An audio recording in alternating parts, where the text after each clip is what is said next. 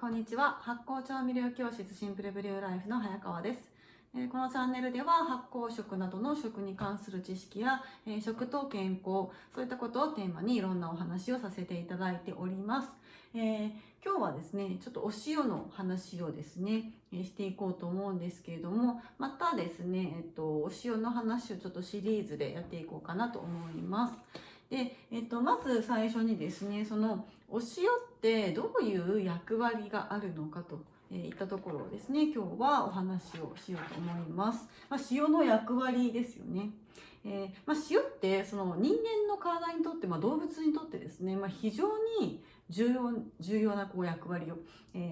担っていて、人間の神経とか、筋肉とか、そういったものを正常に、動かすような働きがあったりとか、あとは骨とか血液とか、細胞の構成成分になるとか、そういったですね、それだけ聞いただけでもすごく重要ってことがわかると思うんですけども、とにかく塩というのは動物にとって人間にとってですね、非常に重要なものである、必要不可欠なものであるということですね。そういっ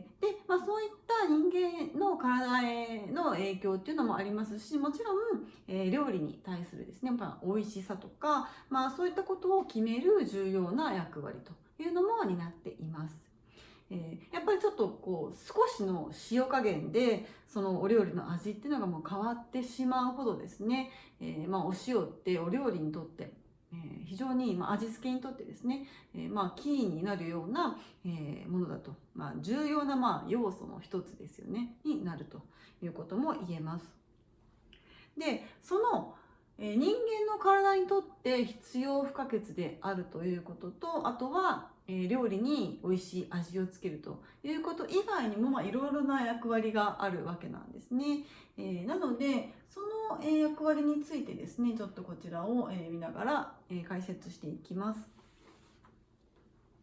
ざっくり123456788個ちょっと項目が上がっているんですけれども、順番に見ていきます。まず1つ目がですね、こちらですね、菌の繁殖を抑えて腐敗を防ぐ、腐敗防止効果が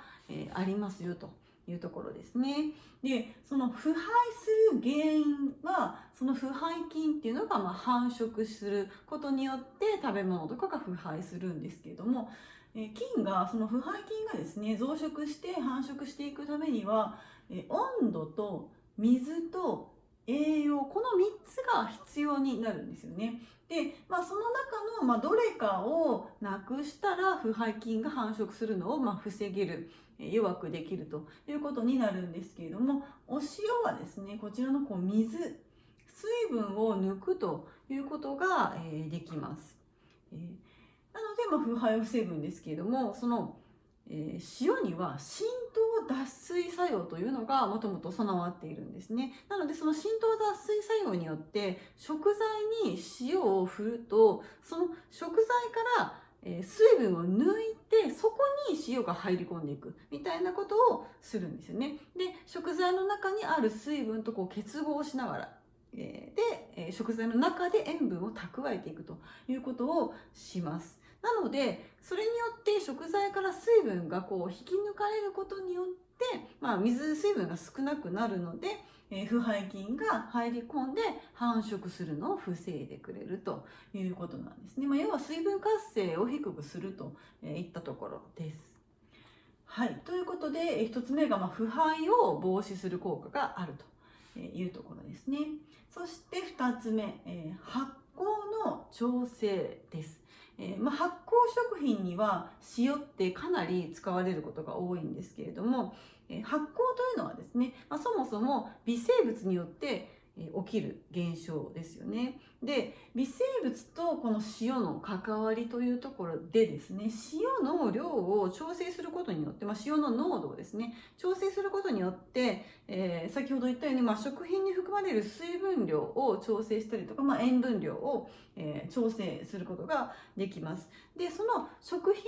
に含まれている水分量、塩分量を調整することによって、そこに繁殖している微生物たちのそれぞれの微生物たちがですね、最適な環境になるように、調整することができるということなんですよね。それぞれの微生物によってやっぱりこれぐらいの塩分濃度がいいとか、これぐらい水分があった方がいいとか、いろいろあるんですけれども、そういったことを、お塩によって調整していくことができるということですね。なのでお味噌とか、お醤油とか、そういったものに含まれている、必ず塩分含まれていますけれども、そういったところに含まれるお塩というのは腐敗菌の繁殖を防ぐということもしますけれども、その発酵自体の調整も微生物の環境の調整ということも行ってくれるということなんですね。はい。そして3つ目です。酵素の活性を抑制するというところですね。お塩にはですね、この酸化酵素の活性を抑制するという作用があります。なので、食材の色を鮮やかなまま保ってくれるという作用ですよね。例えばリンゴとかごぼうとか、そういった野菜とか果物って切って一回切ってしまって置いておくと、どんどん色が黒くとか茶色くとかなっていってしまいますよね。で、色が変化するのは何で変化するかっていうと、その食材の中にある、酸化酵素が活性化するからなんですね。その空気に触れることによって、酸化していくという状態なんですね。で、その酸化酵素っていうもの自体を抑制する、活性化するのを抑制する効果があるので、リンゴとかごぼうとかレンコンとか、そういったものを切った後に塩水につけておくと色が変わるのを防止するという作用があるということですね。よく水につけて水にさらしておくとかってすると思うんですけれども、それはですね、その食材の酸化酵素が活性化しないようにしているということですね。それによって塩の効果でですね、活変が防止されるということになります。で、あとですね、葉物のお野菜なんかを茹でるときに、その茹でるお湯にですね、ちょっとだけ塩を入れたりしますよね。あれをするとどうなるかっていうと、その葉物野菜の元々のこの鮮やかな色が保つことができるんですよね。それはなぜかというと、その塩を入れることによって、例えばそのほうれん草なんかに含まれているクロロフィルというですね、ものが、成分があるんですけども、そのクロロフィルが安定するんですね。で、安定することによって、鮮やかな色が保たれるということになります。なので、酸化酵素の活性を抑制するという作用ですね。そして続いては食材の水分を出すというところですが、これは先ほども言いましたけれども、きゅうりとかを塩もみするとか、あとはお魚に最初に塩を振ってしばらく置いておいてから焼くとかっていうことをすると思うんですけども、それは何をしているかっていうと、そのきゅうりとかお魚に塩を振ることによってその食材の水分を抜いてるんですよね。水抜きってよく言いますけれども、特に漬物を作る時とかに最初に野菜の水抜きをしてから漬けたりするんですけども、要は塩の、浸透脱水作用によってその食材にもともと含まれている水分を抜くということができるんですよね。で、その浸透脱水作用があることによって、浸透圧の差ができて、その差によってその細胞の中、食材の一つ一つのこの細胞の中に含まれている水分がギュッと引き出されるということが行われるんですけども、でその細胞一つ一つの中に入っている水分が塩の浸透脱水作用によって引き出された状態で水分が少なくなった状態でそこに塩が入り込んで、その細胞の中に塩が入り込んでいくと、いうことで、その食材に塩味がつくというふうな、仕組みなんですよね。なので、食材の水分を出すという作用があります。はい、そして続いては、酸味をまろやかにするという作用ですね。なんかこう酢の物とかを作ったりする時にちょっとお酢を入れすぎちゃって、なんかすごい酸っぱくなっちゃったみたいな時とかに、そこで酸っぱくなっちゃったからどうしようって言って、じゃあ砂糖入れようかっていうのは NG なんですよね、実は。そうじゃなくって、そこに塩を入れるんです。塩をちょっと足します。そうすると酸味がまろやかになって、ちょっと酸っぱくなりすぎたなって思っても塩をちょっと足すことで、酸味が抑えられて、ちょうどいい味に調整できたりするということなんですね。なので、酸味をこうまろやかにしてくれるという作用もあります。はい、そしてですね続いては対比効果ですね。これはよく、聞くとは思うんですけれども、例えばその甘いものにちょっとだけ塩を振ることによってその甘さが、引き立つ、引き出されるというかですね、本来の甘みをより感じやすくなるということがあります。なんでスイカとかに塩をかけて食べるっていう人が、いたりすると思うんですけども、それはスイカそのままで食べても甘いんですけども、塩を振ることによって対比効果によってより甘く感じられるというところですね。はい、そしてあとは焦げ防止作用というのもあります。これはですね、和食料理屋さん、日本料理屋さんなんかに行った時に焼き魚が出てきて、でヒレのところと尾っぽのところにすごい大量の塩がブワーってついてるのを見たことがあると思うんですけども、あれはなんでああしているかっていうと、その型崩れを防ぐためなんですよね。塩をそこに大量に振っておくことによって焦げを防止することができます。で、そうすると、通常塩をそこにつけずにですね、ヒレとか尾っぽとかに塩をつけずに焼くと、その部分だけ焦げてバラバラバラってこう崩れちゃいますよね。そうすると見た目があまり良くないですし、その焦げたやつがちょっとバラバラバラって散らばっちゃったりとかするので、それを防ぐためにそのヒレのとこ、焦げやすい薄いところですよね。ヒレのところと尾っぽのところにギュッとこうつけておくことによって、焦げを防止して、それで見た目を保つといったことがよく行われます。化粧塩というふうにも言われますよね。はい、そして最後は、タンパク質への作用といったところですね。塩には加熱されたタンパク質が凝固するのを防ぐ作用と、もう一つタンパク質を溶かす作用、このちょっと、対比的な効果があるんですね。加熱されたタンパク質、凝固固める作用と、あとはタンパク質を溶かす作用、こちらの両方を兼ね備えているというところがあります。料理をですね作る時にこう下ごしらえでこう魚とかお肉とかによく塩を振りますよね。あれはですね、その塩を振って最初に塩を振っておくことによってこう旨味をいっぱい含んでいる肉汁がその流れ出すのを防ぐ。加熱するとどうしても肉汁とかが流れ出してきちゃいますよね。それを防ぐために、下ごしらえの時に塩を振るというところもあるんですよね。そういった意味で振るといったところもあります。であとはゆで卵を茹でる時にその茹でるお湯にちょっと塩を入れたりしますよね。あれも、その茹でているうちにちょっとたまにそのゆで卵が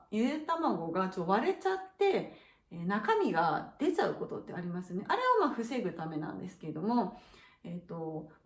多分こうやったことがある方はわかると思うんですけれども、普通に塩水じゃない、お湯に塩を入れない状態でゆで卵を茹でると、冷蔵庫から出してすぐに茹でたりすると結構なりやすいんですけども、その温度差によって殻が途中でパキッてひびが入っちゃったりとかして、でそこからビロビロビロンって白身とかが出てきちゃうんですよね。で出てきてお湯の中にビロビロンってなるんですけども、塩を入れていないお湯、水ですね。で、茹でるとその割れ目から出てきた白身がもう本当にビロビロビロビロンってこう大量にこう出てきてしまってもう止めどなくなっちゃう。いずれ固まって止まるんですけども、結構構な量出てきちゃうっていうのがあるんですけども、それが塩をちゃんと入れているお湯でやればこう割れちゃってちょっと白目が出てきてもすぐに固まるんですよ。なのでぷくって感じでぷくっていう状態だけで固まってくれたりします。なので、そこの違いをですね見てみると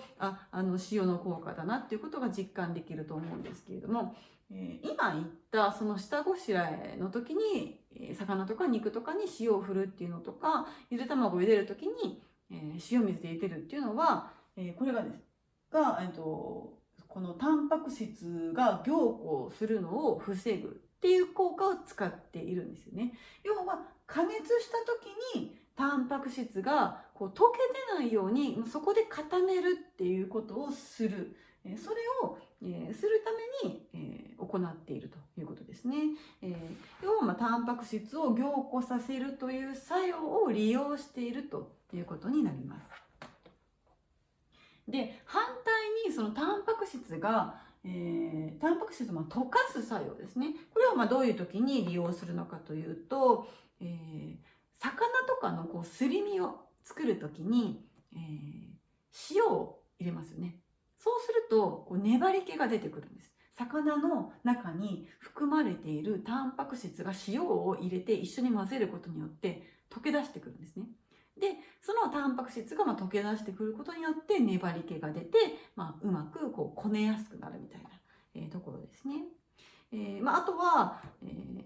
こう乾燥大豆こう茹でる時にですね、塩水につけておくと、塩水につけておいてから煮ると早く、煮上がる、煮ることができる、柔らかく煮ることができるというのもあったりします。そういっ